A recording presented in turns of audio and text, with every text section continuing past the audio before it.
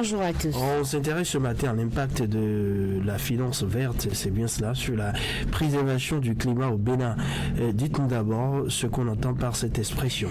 Ah oui, encore appelée finance durable, la finance verte désigne l'ensemble des activités ou comportements dont l'objectif est lié à l'environnement.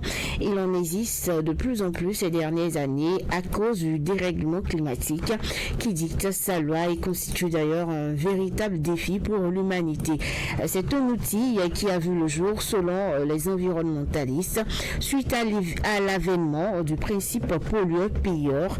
C'est dire que nous devons contribuer à restaurer le climat que nous impactons négativement à travers nos activités dont la chasse, les travaux champêtres, la cuisine. Bref, la finance verte est mise en place pour aider à la concrétisation des projets climato-intelligents.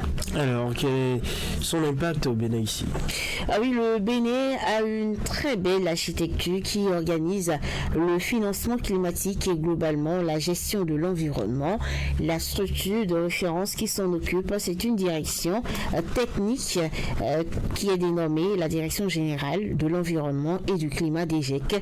Cette direction fonctionne avec les bras opérationnels dans le Fonds national pour l'environnement et le climat. Une structure mise en place pour la mobilisation du financement climatique dans le but d'apporter réparation aux dommages causés à la nature par les activités humaines. Il existe aussi des points focaux dans les ministères sensibles.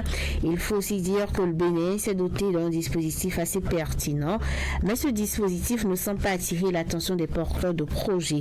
En clair, la finance verte au Bénin n'est pas exploitée et plusieurs raisons peuvent justifier cela selon le socio-agroéconomiste Cyril Djouamon que nous vous invitons à suivre. Il faut dire que c'est des fonds sur lesquels j'estime, de mon point de vue, qu'on ne communique pas assez.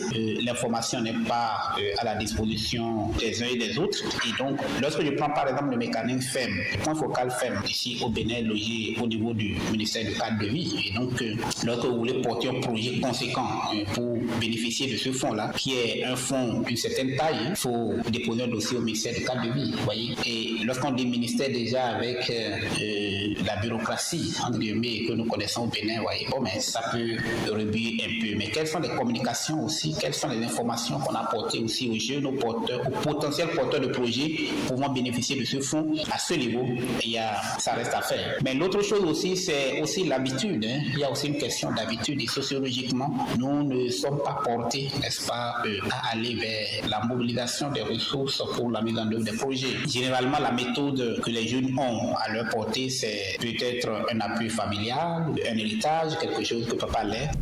Alors, dites-nous, quelle est la procédure pour décrocher ce financement? C'est plus ou moins facile si vous êtes porteur d'un projet dont la finalité ou l'enjeu est lié à la lutte contre le dérèglement climatique ou le réchauffement climatique. Eh bien, vous avez la possibilité d'être financé. La condition n'est rien d'autre que de proposer des sujets pertinents d'adaptation ou d'atténuation et mener ensuite les démarches vers les structures compétentes.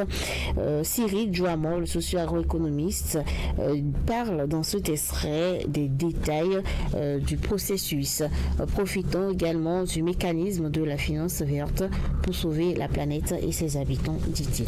Je prends l'exemple d'une structure comme FNEC, Fonds national pour l'environnement et le climat, qui finance des jeunes, qui a plusieurs mécanismes de financement. Le local, par exemple, qui accompagne des activités d'adaptation et de changement climatique, c'est-à-dire que vous êtes jeune, vous voulez vous lancer dans une agriculture et vous estimez que c'est de l'agriculture biologique, donc de l'agriculture climato-intelligente, vous pourrez vous appuyer, pas vous lancer. Vous êtes un porteur de projet, donc une organisation, vous avez un projet d'adaptation, d'atténuation, un projet qui va dans le sens où qui ambitionne réparer les dommages que nous causons, que nos activités causent dans l'environnement. Il y a cette structure-là, étatique, qui est là pour vous accompagner. Il y a un canevas de documents, un canevas de projet que vous rédigez, que vous déposez. Enfin, évidemment, ça fait objet de négociation, de concertation, d'accord. Un accord de financement est signé, on vous met les soins à disposition.